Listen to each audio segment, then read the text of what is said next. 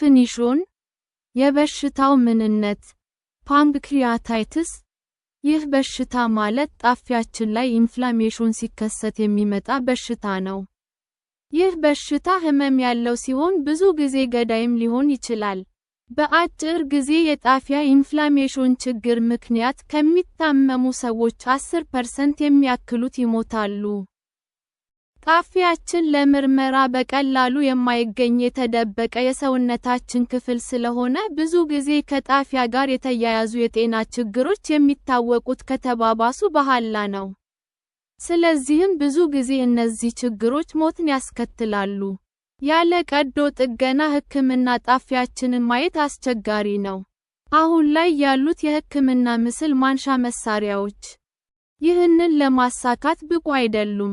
በድንገት እና ለአጭር ጊዜ ከሚከሰተው አኪዩት ፓንክሪያታይትስ ይህ አይነቱ በሽታ ባሻገር በዘር የሚተላለፍና ለረጅም ጊዜ ጣፊያችንን እየጎዳ የሚመጣ የዚህ አይነት ክሮኒክ ፓንክሪያታይትስ በሽታም አለ።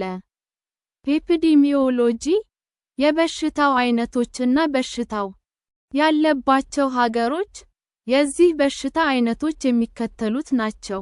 አኪዩት ፓንክሪያታይትስ ይህ አይነቱ የጣፊያ በሽታ ህመም ያለውና ገዳይ በሽታ ነው። ይህ በሽታ በሐሞት ጠጠር ወይንም ብዙ አልኮል በመጠጣት ምክንያት ሊከሰት ይችላል፣ ወይንም አንዳንዴ ከልክ በላይ በሆነ የትራይግሊሰራይድስ መጠን፣ በደማችን ውስጥ ከልክ በላይ በሆነ የካልሽየም መጠን፣ በታይሮይድ እጢ ችግር እና የተወሰኑ መድኃኒቶችን በመውሰድ ምክንያት ሊከሰት ይችላል። ይህ በሽታ ከያዛቸው ሰዎች 90% የሚሆኑት በ3 ወይንም 4 ቀናት ውስጥ ከበሽታው ይድናሉ።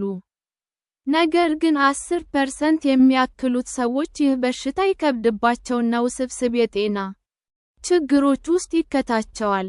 ለምሳሌ የመተንፈሻ አካል፣ የኩላሊት እና የልብ ጤና ችግሮች ሊያስከትል ይችላል። እነዚህ ውስብስብ የጤና ችግሮች ቶሎ ተገቢው ህክምና ካልተደረገላቸው ሞትን ያስከትላሉ። ክሮኒክ ፓንክሪያታይትስ ይህ በሽታ ማለት ይህንን በሽታ ሊያስከትሉ ለሚችሉ ነገሮች ማጨስ፣ አልኮል፣ አንዳንድ የሜታቦሊክ ችግሮችና የዘረመል ያለ አግባብ በራሱ መቀየር፣ በተደጋጋሚ ተጋላጭ መሆን ምክንያት የሚከሰት የረጅም ጊዜ የጣፊያ ኢንፍላሜሽን ወይንም ጉዳት ነው። ብዙ ጊዜ ይህ በሽታ ያለባቸው ሰዎች በከፍተኛ የህመም ስሜት ክስተት ምክንያት በተደጋጋሚ ወደ ሐኪም ቤት ይመጣሉ። ነገር ግን ይህንን ህመም ማከም አስቸጋሪ ይሆናል። ህመሙም በሽተኛውን የሚያደክም አይነት ህመም ነው። በተጨማሪም የስኳር በሽታ እና የጣፊያ የማመንጨት አቅም መውረድ ችግሮች ከዚህ በሽታ ጋር ተያይዘው ይመጣሉ። የዚህን በሽታ መንስኤ በአስቸኳይ ማወቅና ማስቆም ይህንን በሽታ ለማከም ወሳኝ ተግባር ነው። ሪስክ ፋክተርስ ለበሽታው ተጋላጭ የሆኑ ሰዎች ለዚህ በሽታ ይበልጥ ተጋላጭ የሚያደርጉን ሁለት ዋና ዋና ነገሮች የሐሞት ጠጠርና አልኮል በብዛት መጠጣት ናቸው። ሌሎች ለዚህ በሽታ ተጋላጭ የሚያደርጉ ነገሮች የሚከተሉት ናቸው።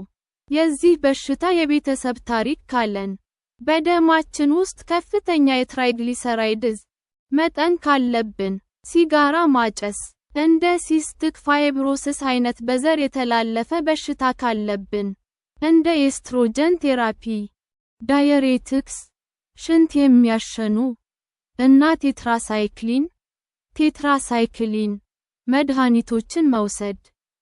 ኮዘዝ የበሽታው መነሻ ምክንያት የዚህ በሽታ ሁለት ዋና ዋና ምክንያቶች የሐሞት ጠጠር እና አልኮል በብዛት መጠጣት ናቸው። ሌሎች ምክንያቶች ደግሞ እንደ ቫልፕሮይክ አሲድ እና ኤስትሮጀን፣ የሴት ጾታዊ እድገትን የሚያበረታታ ሆርሞን ያሉ መድኃኒቶችን መውሰድ፣ እንደ ማምፕስ፣ በቫይረስ ኢንፌክሽን አማካኝነት የሚከሰት ትኩሳት ያለው እና ጉንጫ አካባቢ ያለ ፓሮቲድ የሚባል እጢ ላይ እብጠት የሚያስከትል በሽታ፣ እና ኤፕስታይን ባር ቫይረስ፣ የሰርን ወይንም የአፍንጫ አካባቢ ካንሰር እና የሊምፍ ስርዓት ካንሰር እጢን የሚያስከትል ቫይረስ፣ ያሉ ችግሮች ሲከሰቱብን፣ በጣም ከፍተኛ የትራይግሊሰራይድስ መጠን በደማችን ውስጥ ሲኖር ወይንም ከፍተኛ የካልሽየም መጠን በደማችን ውስጥ ሲኖር፣ ሲስቲክ ፋይብሮሲስ የሚባለው በሽታ ሲኖርብን ወይንም ይህንን በሽታ የሚያስከትለው ዘረመል ሲኖርብን፣ ለምግብ መፍጫነት የሚያገለግሉ ኢንዛይሞች ያለ ሰዓታቸው ቀድመው ሥራ የመጀመር በዘር የተላለፈ ችግር ካለብን፣ የጣፊያ ካንሰር በሽታ ካለብን፣ አንዳንድ በበሽታ መከላከያ ስርዓታችን ስህተት የሚከሰቱ በሽታዎች ካሉብን፣ ጣፊያ ላይ ቅጽበታዊ እና ከፍተኛ ጉዳት ሲደርስብን፣ የዚህ በሽታ አንዳንዶቹ ምክንያቶች አይታወቁም። ይህ በሽታ አንዳንዴ በቤተሰብ ውስጥ ሲከሰት እንመለከታለን። በተጨማሪም ለዚህ በሽታ ይበልጥ ተጋላጭ የሚያደርጉ የሚታወቁ ብዙ ዘረመሎች አሉ። ሲምፕቶምስ የበሽታው ምልክቶች የአኪዩት ፓንክሪያታይትስ በሽታ ምልክቶች የሚከተሉት ናቸው። የሆዳችን የላይኛው ክፍል ላይ ከፍተኛ ህመም ስሜት ሲኖር፣ ይህ ህመም ወደ ጀርባችንም እየተሰራጨ የሚመጣ ከባድ ህመም ነው። ይህ ህመም ከበላን በኋላ ወይንም ጋደም ስንል እየተባባሰ ይመጣል። ማቅለሽለሽ እና ማስታወክ፣ ትኩሳት፣ ፈጣን የልብ ምት፣ የሆድ ማበጥ እና ሶፍት መሆን። በዚህ በሽታ ምክንያት ጣፊያችን ላይ ቀለል ያለ ኢንፍላሜሽን፣ እብጠት እና መድማት ሊከሰቱ ይችላሉ። ነገር ግን ተገቢውን ሕክምና ከወሰድን ብዙም ጉዳት ሳይደርስ በሽታው ቶሎ ይድናል። አንዳንዴ ግን ይህ በሽታ ከበድ ሲል ውስብስብ የጤና ችግሮች ያስከትላል። እነዚህም የጣፊያ ቲሹዎች መሞት፣ ነክሮሲስ፣ ፓንክሪያቲክ ሱዶሲስት፣ ጣፊያችን ላይ በፈሳሽና በሞቱ ቲሹዎች የተሞሉ ከረጢቶች መከሰት። እነዚህ ለኢንፌክሽን በጣም የተጋለጡ ናቸው።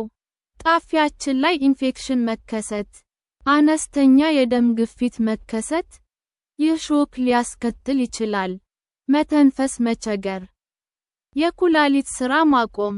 ድንገተኛ ከባድ የጣፊያ ጉዳት ከተከሰተ በኋላ ወዲያውኑ ሕክምና ማግኘት ያስፈልጋል። ኢንፍላሜሽን እንዳይባባስ፣ ኢንፌክሽን እንዳይከሰት እና ውስብስብ የጤና ችግር እንዳይከሰት በጣም ይረዳል።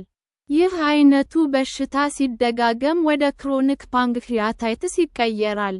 ክሮኒክ ፓንክሪያታይትስ ይህ በሽታ ያለባቸው ሰዎች የአኪዩት ፓንክሪያታይትስ በሽታ ምልክቶች በተደጋጋሚ ይከሰትባቸዋል። በሽታው ሲባባስ፣ ይህ ድግግሞሽ እየበዛ ይመጣል።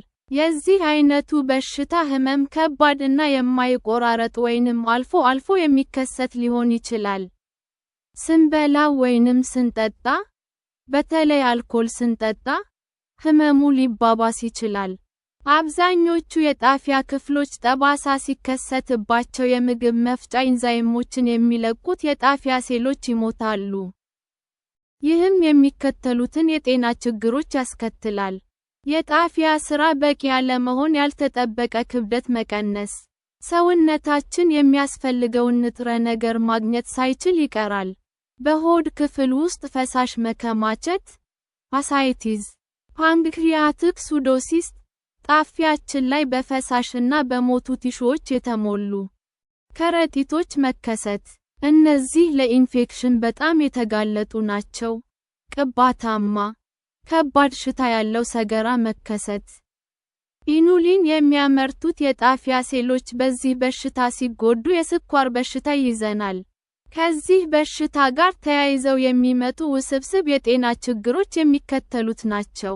ፓንክሪያቲክ ሱዶሲስት፣ ጣፊያችን ላይ በፈሳሽ እና በሞቱ ቲሹዎች የተሞሉ ከረጢቶች መከሰት። እነዚህ ለኢንፌክሽን በጣም የተጋለጡ ናቸው። ትላልቅ ከረጢቶች ሲፈነዱ መድማት እና ኢንፌክሽን ሊያስከትሉ ይችላሉ። ኢንፌክሽን ይህ በሽታ ጣፊያችንን ይበልጥ ለባክቴሪያ ወይንም ቫይረስ ኢንፌክሽን ተጋላጭ ያደርጋል። የጣፊያ ኢንፌክሽን ደግሞ በጣም ከባድ በሽታ ነው። ይህ ከፍተኛ ሕክምና ይፈልጋል። ለምሳሌ ኢንፌክሽን ያጋጠመውን የጣፊያ ክፍል በቀዶ ጥገና ማስወገድ ሊያስፈልግ ይችላል።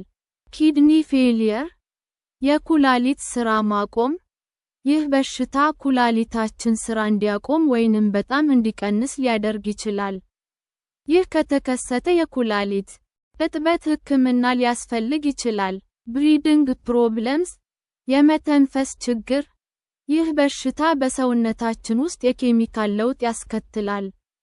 ይህ ደግሞ ሳምባችን ስራውን በደንብ እንዳይሰራ ያደርገዋል። ይህ ደግሞ በደማችን ውስጥ የኦክስጅን መጠን ከልክ በታች እንዲሆን ያደርጋል። ዳያቢቲስ፣ የስኳር በሽታ። ኢኑሊን የሚያመርቱት የጣፊያ ሴሎች በዚህ በሽታ ሲጎዱ የስኳር በሽታ ይይዘናል።